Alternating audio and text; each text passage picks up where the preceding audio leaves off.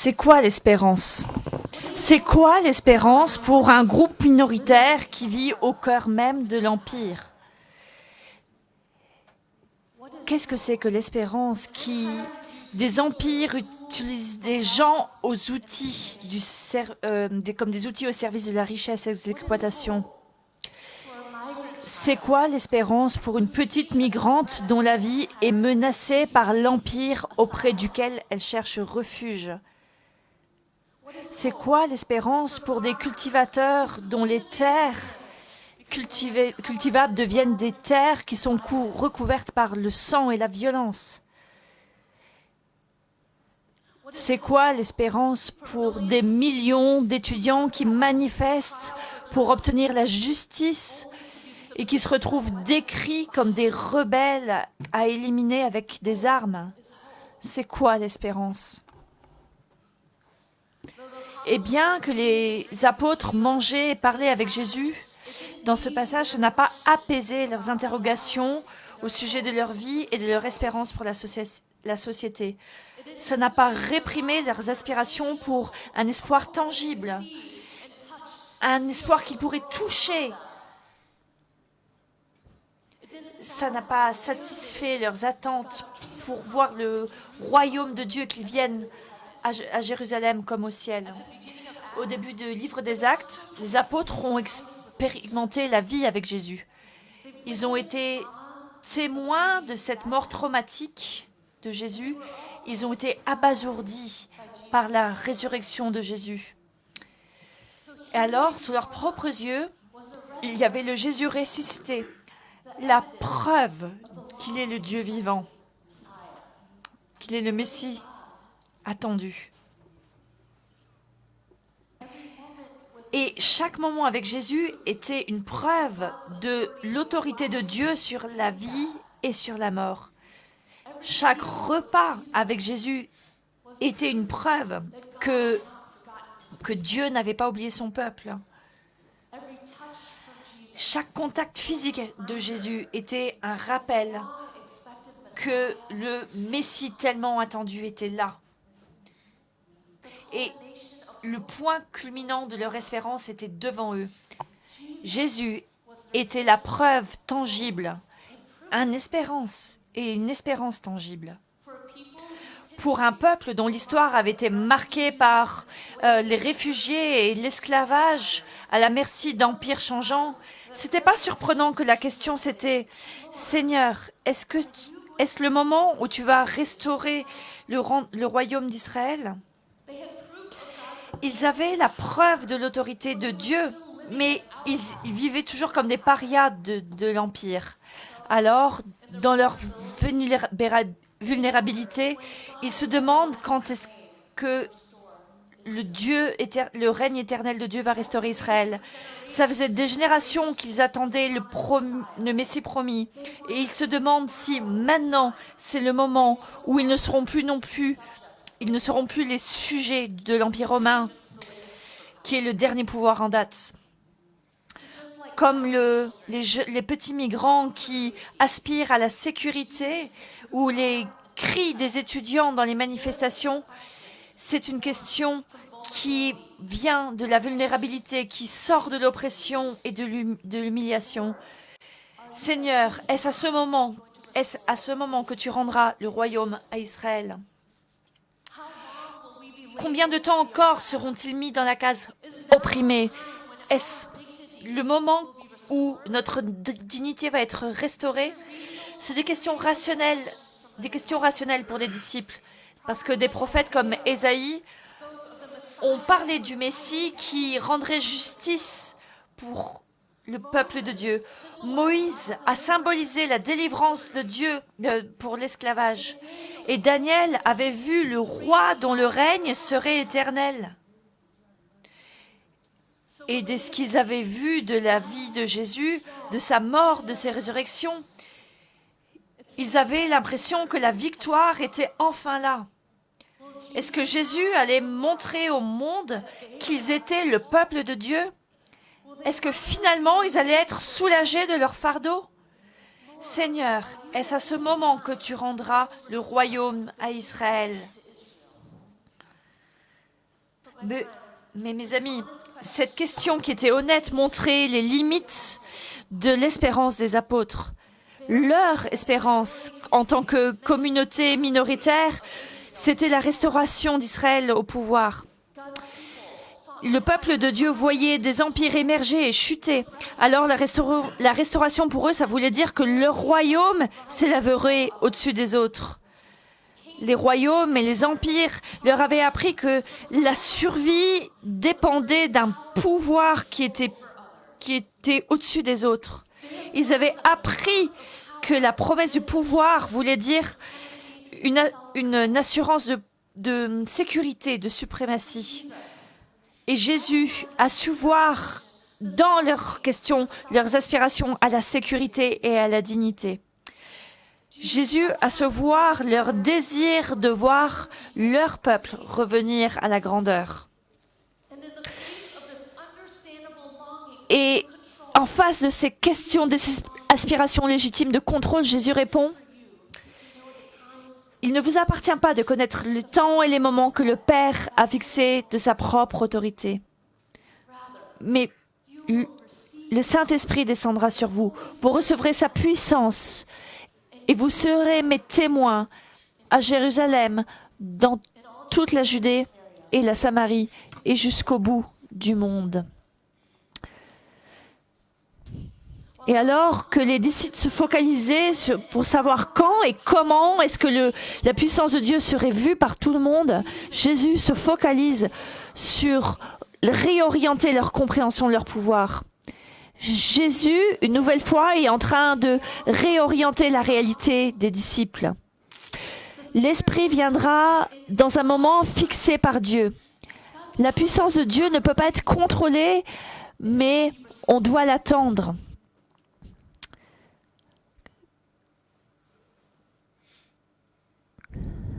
Quand les empires nous font croire que la puissance est quelque chose qui est utilisé pour notre propre sécurité, Jésus nous fait un rappel de la puissance de Dieu, de l'Esprit.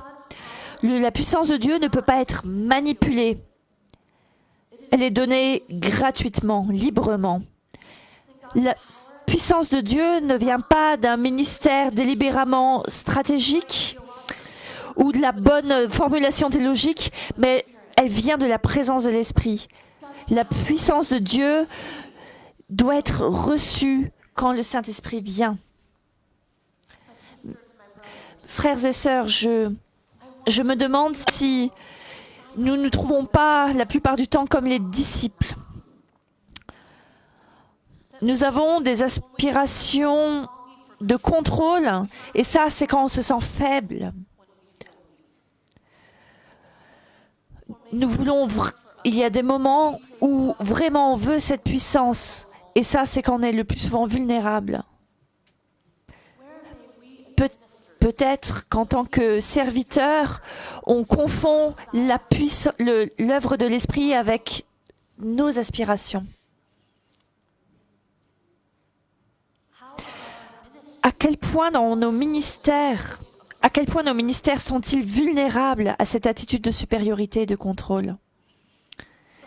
Mais le Saint-Esprit ne se manifestera pas comme le monde aimerait qu'il se manifeste. Son autorité ne sera pas limitée à la compréhension de l'être humain. Et ça, c'est une bonne nouvelle. Que la puissance, le règne de Jésus ne sera pas défini par celui de Rome, de la Syrie, de Babylone ou des États-Unis. Et je ne dis pas pour mettre à part les États-Unis, mais je le dis en tant que quelqu'un qui vient des États-Unis, qui reconnaît que la manière dont on utilise notre puissance a causé de l'injustice, de la douleur pour tous ceux autour de nous et dans notre propre pays. Alors c'est une bonne nouvelle que Jésus n'utilisera pas cette puissance comme les États-Unis l'ont utilisée dans le monde. La puissance de Jésus ne sera pas limitée aux attentes des êtres humains. La puissance de l'être esprit ne peut pas être anticipée ou manipulée. Le peuple de Dieu peut simplement attendre et recevoir la puissance de l'Esprit quand ça vient. Et même si le pouvoir de Dieu, c'est la puissance sur la vie et la mort, la puissance de Dieu choisit de venir dans le monde dans un petit groupe minoritaire. Et ça, c'est le choix de Dieu. La puissance de Dieu est donnée à un petit groupe insignifiant qui a juste été témoin de la mort de leur chef il y a peu de temps. Frères et sœurs, quand nous sommes dans ces lieux de désespoir, c'est tentant d'espérer dans un pouvoir qui peut être utilisé, contrôlé. Mais cette puissance du Saint-Esprit, c'est le même esprit qui est descendu qui était là en Genèse 1. C'est le même esprit qui est descendu sur Jésus à son baptême. Mais c'est le même esprit dans Luc 3 qui remplit Jésus après son baptême et qui l'envoie dans le désert pour être tenté. Après cette onction du Saint-Esprit, Jésus est mené dans un lieu de désert, de faiblesse. Et la puissance du Saint-Esprit du début du ministère de Jésus ne se limite pas aux attentes des êtres humains. La puissance du Saint-Esprit n'est pas prédictible, mais plutôt la puissance du Saint-Esprit choisit toujours le chemin le moins susceptible de réussir selon ce monde. Et pourtant, cette puissance qui a porté Jésus dans la vie, dans la mort et dans la résurrection est maintenant promis aux apôtres. Jésus redéfinit la puissance pour les apôtres. Et l'Esprit de Dieu ne sera pas simplement manifeste dans ce que le monde considère comme faible, mais l'Esprit est donné à un peuple qui est brisé, qui est vulnérable. Et dans cette redéfinition, Dieu approfondit leur espoir. L'Esprit de Dieu n'est pas pour notre propre sécurité. Et l'Esprit de Dieu n'est pas nationaliste, mais plutôt l'Esprit de Dieu étend les horizons de leur espérance autant que faire se peut. Les apôtres attendaient le roi Jésus, ils attendaient à ce que le royaume d'Israël soit restauré, mais cette restauration sera bien plus grande que leurs attentes pour Israël. Plutôt que de se voir comme des victimes, ils doivent être témoins qui partagent la vie, la mort et la résurrection de Jésus. On leur donne une vision dans laquelle ils ne sont plus les opprimés, mais ils portent le témoignage de Jésus au-delà des barrières et les frontières qui sont créées par les empires. Ils ne sont plus confinés à des murs qui ont été mis en place par des super-pouvoirs, mais ils doivent franchir ces murs. Leur témoignage n'est pas confiné à Jérusalem, mais ils doivent aller dans toute la Judée, la Samarie, jusqu'au bout du monde. Et dans cette affirmation, Jésus approfondit leur vision sur la restauration du royaume d'Israël. Le témoignage de Jésus n'est pas confiné simplement aux Juifs. Il sera manifesté par les Juifs aux non-Juifs, aux gentils. Leur espérance ira au-delà de leur communauté pour inclure les gentils et même leurs oppresseurs. Ils sont libérés de l'oppression et ça, c'est une espérance trop petite. C'est trop petit de croire que l'oppression sera enlevée. Plutôt, Jésus invite cette communauté qui est vulnérable à apporter l'espoir, la vie, la mort et la résurrection de Jésus, même si c'est eux qui les rendent vulnérables. Et c'est dans ce paradoxe que Jésus promet son Saint-Esprit. Une puissance qui nous soulage de notre douleur, c'est trop petit. Juste survivre aux forces de ce monde, c'est trop petit comme espérance. Parce que la puissance du Saint-Esprit n'est pas définie par nos limites et nos attentes. La puissance du Saint-Esprit, c'est la puissance qui choisit d'habiter dans le faible pour transformer celui qui est fort. À quel point avez-vous besoin de l'Esprit, que l'Esprit approfondisse votre espérance? Peut-être que vous êtes quelqu'un, enfin moi personnellement, je suis quelqu'un dans la famille et partout aux États-Unis et en Asie de l'Est, et j'ai l'impression d'être à cheval sur deux pays, l'Est et l'Ouest. Et pour moi, il y a cette constante tension, je ne sais pas d'où je viens. Et pour moi, l'Esprit me dit, me soulage d'être dans ces deux mondes. C'est trop petit comme espoir. Quelle est votre espérance profonde pour vous? Quelle est l'espérance pour votre communauté? Et l'Esprit approfondit l'espérance pour un peuple qui est dans des empires qui sont sans cesse en compétition. Et ça, c'est un espoir pour un monde qui est toujours en compétition pour le pouvoir, le contrôle, la domination. Un monde qui se soumet à la violence et à la peur. Mes frères et sœurs, l'Esprit de Dieu ne vient pas par la conquête. En Acte 1, l'Esprit de Dieu vient au travers de la présence de l'Esprit. Ils mangent, ils boivent autour d'un bon repas. La puissance de l'Esprit vient au travers de la patience, de l'endurance, dans l'attente et au travers d'une communauté qui a envie d'une autre réalité dans le monde. Et même si le verset 8 est le point central du passage, on ne doit pas oublier le contexte de cet ordre.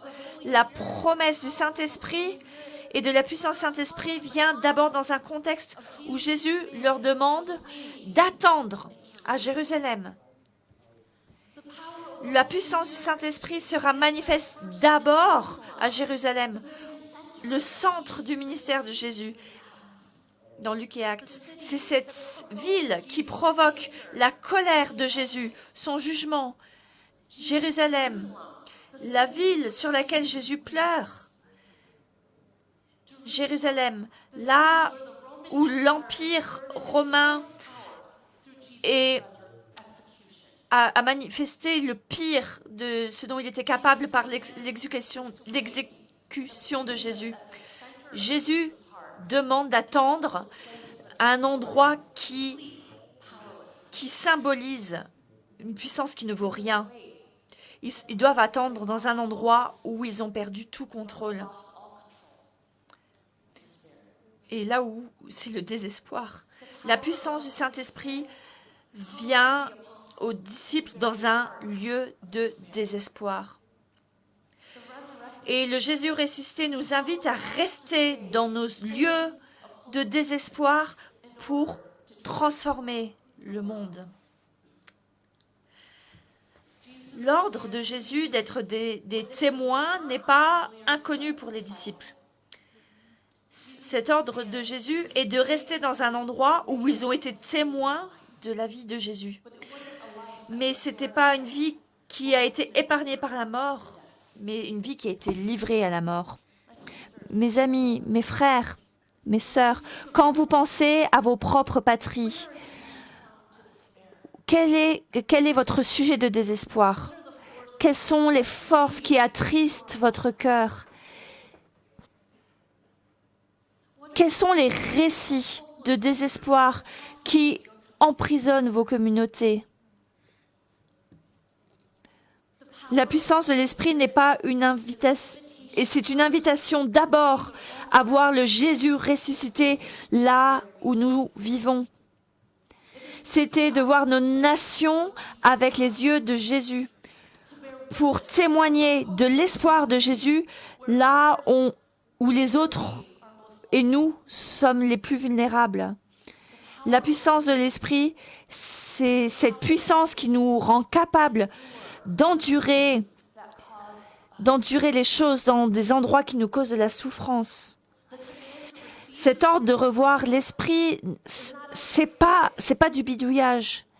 C'est une puissance qui refuse de conquérir et de dominer, mais qui nous invite à persévérer dans la souffrance, à toucher et à guérir, à pleurer et à prendre le deuil, à attendre dans l'espérance. C'est être témoin, c'est de dire que Jésus est vivant là où nous vivons.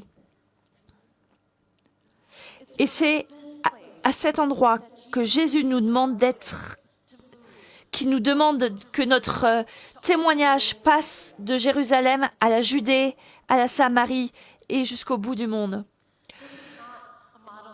C'est pas un modèle de conquête, mais plutôt c'est une vision de témoignage qui nous met au défi nos tendances à être centrées sur notre propre sécurité. Pour une communauté qui voulait restaurer son royaume, Jésus plutôt approfondit cet espoir d'espérance qui implique leurs propres oppresseurs.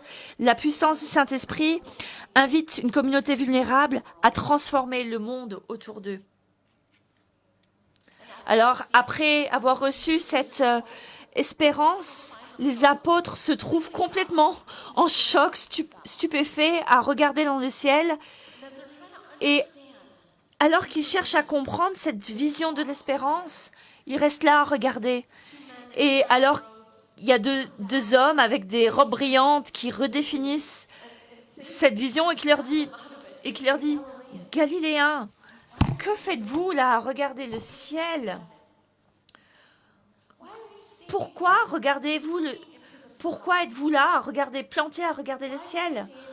Pourquoi regardez-vous comme si la puissance du Saint-Esprit, c'était un spectacle? Jésus, c'est pas un truc à regarder. La gloire de Dieu, c'est pas un simple spectacle. La puissance de l'Esprit n'est pas un outil pour échapper.